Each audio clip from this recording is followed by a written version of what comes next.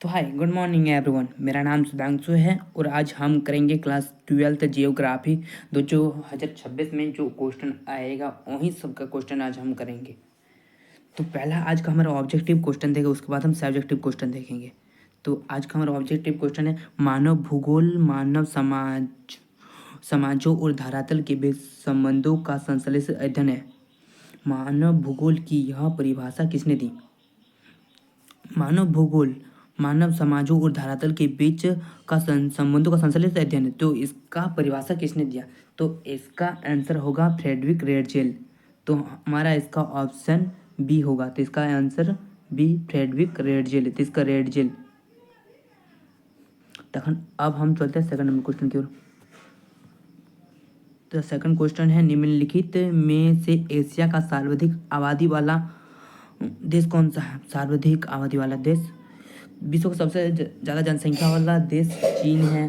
Second में Asia में भी चीन ही सर्वाधिक जनसंख्या वाला देश है, तो इसलिए हमारा सर्वाधिक आबादी वाला देश होगा चीन। इसका हो जाएगा आपका चीन। तब अब हम थर्ड क्वेश्चन की ओर चलते हैं। भारत के उत्तरी पूर्वी राजस्थान को स्थानांतरण कृषि को क्या कहा जाता है? भारत के उत्तरी पूर्वी राज्यों में स्थानांतरण कृषि को झूमिंग खेती कहा जाता है, इसे या झूम खेती भी कहा जाता है। तो इसका आंसर होगा हमारा ओ। तो अब हम चलते हैं क्वेश्चन 4 की ओर। आधारभूत उद्योग क्या है?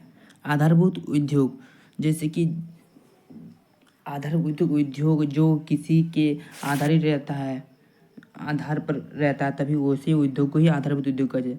जैसे कि हमारा कुछ ऐसे उद्योग, लोहा उद्योग को ही आधारभूत उद्योग कहा जाए, लो इस्पात उद्योग को। तो हमारा आपका 100 आंसर हो जाएगा, लो इस्पात उद्योग को ही आधारभूत उद्योग कहा जाता है। तो क्वेश्चन 5 को अब हम चलते हैं क्वेश्चन नंबर 5 की ओर। तो तृतीय क्रियाकलाप का उदाहरण है। तृतीय क्रियाकलाप का उदाहरण निम्नलिखित में कौन सा? अनुसाधनी तृतीय क्रियाकलाप का उदाहरण है। अब 6 क्वेश्चन पर आधुनिक संचार का साधन है। आधुनिक संचार, आधुनिक में हमेशा आप लोगों को इंटरनेट ही चाहिए, तो आधुनिक संचार का साधन इंटरनेट है। तब हम क्वेश्चन नंबर 8 की ओर चलते हैं। कौन कौन से समुद्री मार्ग को बृहद तो ट्रक मार्ग कहा जाता है? ये हमारे उत्तरी अटलांटिक महासागर, इसको ही बृहद ट्रक मार्ग कहा जाता है, बृहद ट्रंक मार्ग कहा जाता है। तो हम क्वेश्चन नंबर 8 की ओर। एशिया का आपद्रोपतन, एशिया का आपद्रोपतन है आपका, इनमें से कौन सा होगा? एशिया का आपद्रोपतन कौन से किसे कहा जाता है? एशिया का आपद्रोपतन को सिंगापुर, एशिया का आपद्रोपतन सिंगापुर को कहा जाता है। तो अब हम क्लास अब 9 की ओर चलते हैं। विश्व व्यापार संगठन का मुख्यालय कहाँ है? विश्व व्यापार संगठन का मुख्यालय जेनेवा में है। तथा अब क्वेश्चन नंबर 10 की ओर चलते हैं हम। गिरिसियन नगर, गिरिसियन नगर मतलब क्या होता है? जहाँ पर सैनिकों या हमारे जो आर्मी सब होते हैं वहीं उनका वो कैंप होता है, या कुछ डट करने के लिए वहीं रहते हैं। तो इस में से कैंप कहाँ होगा? हरिद्वार या आलवा। आलवा ही एक्चुअली में आपका आंसर होगा। तो हरिद्वार भी ये है, हरिद्वार भी और आलवा भी, तो इसका आंसर आलवा होगा। तो आलवा ही मारिएगा आप। अब क्वेश्चन नंबर पेय फसल 11 में पेय फसल क्या है? पेय फसल जो पीने योग्य बनाया जाता है, पेय फसल आपका हो गया कॉफ़ी। पेय फसल को, पेय फसल हमारा है कॉफ़ी। अब क्वेश्चन नंबर है 12। आखिरी पानी संसद किस राज्य जल संपर्क प्रबंध योजना है? तो आखिरी संपर्क परियोजना राजस्थान है। अब क्वेश्चन नंबर हम चलते हैं 13 की ओर। भारत सरकार ने देश में प्रति व्यक्ति जल की उपलब्धता सुनिश्चित करने के लिए कौन सा अभियान चलाया? तो जल प्रति व्यक्ति जल सुनिश्चित करने के लिए भारत सरकार ने जल क्रांति चलाया था। धात्विक खनिज है, इनमें से कौन सा धात्विक खनिज है? तो धात्विक खनिज हमारा इनमें से तांबा है, जिसमें लौह तत्वों की मात्रा है, उसे ही धात्विक खनिज कहा जाता है। अब क्वेश्चन नंबर हम चलते हैं दूसरा। बॉक्साइट किस धातु का अयस्क है? किस धातु का अयस्क है? बॉक्साइट किस धातु का अयस्क? एल्यूमिनियम धातु का अयस्क है बॉक्साइट। क्वेश्चन अब गांधी नहर की संकल्पना किसने प्रस्तुत की?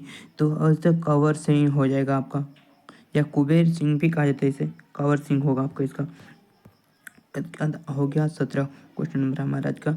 तो सामरिक दृष्टि से महत्वपूर्ण सड़क बनाने का कार्य कौन सा संगठन करता है? सामरिक दृष्टि से संगठन बनाने का कार्य, सड़क संगठन बनाने का कार्य हमेशा सीमा सड़क संगठन का ही होता है। जो आपका सीमा सड़क बनाता है उसी का ही ये सामरिक दृष्टि से महत्वपूर्ण सड़क बनाता है। तो अब हम दूसरे क्वेश्चन की ओर अब हम चलते हैं। जांघीय संक्रमण का सिद्धांत अवस्था में उच्च प्रजननशीलता, उच्च मृत्युदर होती है। जांघीय संक्रमण सिद्धांत में उच्च अवस्था में उच्च प्रजननशीलता तो प्राथमिक अवस्था में होता है। जांघीय संक्रमण के प्राथमिक अवस्था में ही होता है। तो हमारा आज का दूसरा क्वेश्चन है, अब मानव विकास की धारणा किसने प्रतिपादन की? मानव विकास की अवधारणा आपको डॉक्टर महबूब हुल्क ने की, जो पाकिस्तान से थे। अंगूर की कृषि क्षेत्र में विशेषता है। अंगूर कृषि कहाँ पर की जाती है? अंगूर कृषि आपके ऐसे क्षेत्र में की जाती है जहाँ पर अंगूर आसानी से उपलब्ध हो या ये हो। तो इसका आंसर होगा अंगूर की कृषि अर्ध शुष्क क्षेत्र में किया जाता है, अर्ध शुष्क क्षेत्र। तथा प्रमोद के उद्देश्य से की गई यात्रा क्या कहलाए डैश कहते हैं? प्रमोद मतलब खुशी, मनोरंजन या आनंद के लिए की गई यात्रा को ही प्रमोद कहा जाता है। तो प्रमोद के उद्देश्य से की गई यात्रा को क्या कहते हैं? ये इसे पर्यटन क्षेत्र में जाना कहते हैं। इसे घूमना फिरना भी कहा जाता है इसे, या पर्यटन भी हम कह सकते हैं। तथा हमारा दूसरा क्वेश्चन है, व्यक्ति व वस्तुओं को एक स्थान से दूसरे स्थान पर ले जाने की डैश कहते हैं? बस व्यक्तियों और सेवाओं को एक स्थान से दूसरे स्थान तक ले जाने वाली सेवा को क्या कहा जाता है? कुरियर सेवा। जो एक स्थान से वस्तु को एक स्थान से दूसरे स्थान तक ले जाने वाली वो तो कुरियर सेवा कहा जाता है। तो आज का हमारा दूसरा क्वेश्चन है डैश को। अब हमारा दूसरा क्वेश्चन है, डैश को अंतर्राष्ट्रीय व्यापार का प्रवेश द्वार कहते हैं? तो अंतर्राष्ट्रीय व्यापार का प्रवेश द्वार तो समुद्र मार्ग या समुद्र पतन को ही अंतर्राष्ट्रीय व्यापार का प्रवेश द्वार कहा जाता है।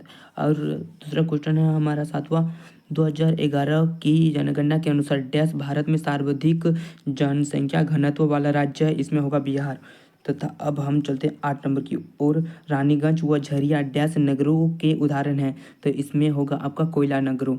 तथा अब दूसरा क्वेश्चन है हमारा, डैश केंद्र सरकार के द्वारा प्रायोजित जल सांभर योजना चलाएगा? तो इसमें होगा हरियाली। तरह दूसरा क्वेश्चन है हमारा 10वां, सूखा संभावित क्षेत्र डैश पंचवर्षीय योजना में आरंभ किया गया? इसमें होगा आपका आंसर 1973 से 74 के बीच। जब हम दूसरा क्वेश्चन की ओर चलते सब्जेक्टिव को, और अब हम जाएंगे तो सब्जेक्टिव पहले हम क्वेश्चन करेंगे अति लघु उत्तरीय प्रश्न वाला। तो पहला आज का हमारा क्वेश्चन है लघु लघु श्रेय में 3 का, तो मुख्य श्रेय में किसे कहते हैं? तथा आपका हो गया दूसरा क्वेश्चन, कहनी 2 परंपरागत ऊर्जाओं का सुझाव दीजिए, स्रोत का सुझाव दीजिए। उसका तीसरा क्वेश्चन हमारा है, उन भूवैज्ञानिकों कालों के नाम लिखिए जिनमें भारत में कोयला निर्माण हुआ है। तो हमारा चौथा क्वेश्चन है, पल्ली बस्ती के 2 स्थानीय नाम लिखिए। उसके आप अगर 2 रेशेदार फसलों के नाम लिखिए। का 5वां क्वेश्चन है, 2 रेशेदार फसलों के नाम लिखिए। का 6वां है, मानव भूगोल में की कौन सी विचारधारा मार्क्स के सिद्धांत का आधारित है? हमारा 7वां क्वेश्चन है, जनसंख्या के वितरण को प्रभावित करने वाले 2 भौतिक कारणों को नाम बताइए। हमारा 8वां क्वेश्चन है, आवधिक बाजार किसे कहते हैं? हमारा 9वां क्वेश्चन, प्राथमिक बाजार कौन से वर्ष मानव विकास की रिपोर्ट प्रकाशित की गई थी? हर खंड क्वेश्चन की ओर चलेंगे। लघु उत्तरीय प्रश्न, पहले हम पढ़ते वो अति लघु उत्तरीय प्रश्न था, अब हम चलेंगे लघु उत्तरीय प्रश्न में। सामाजिक भूगोल की 3 उपक्षेत्र का नाम बताइए। 5वां क्वेश्चन है हमारा, मानव विकास की कहनी 3 उपनाम लिखिए।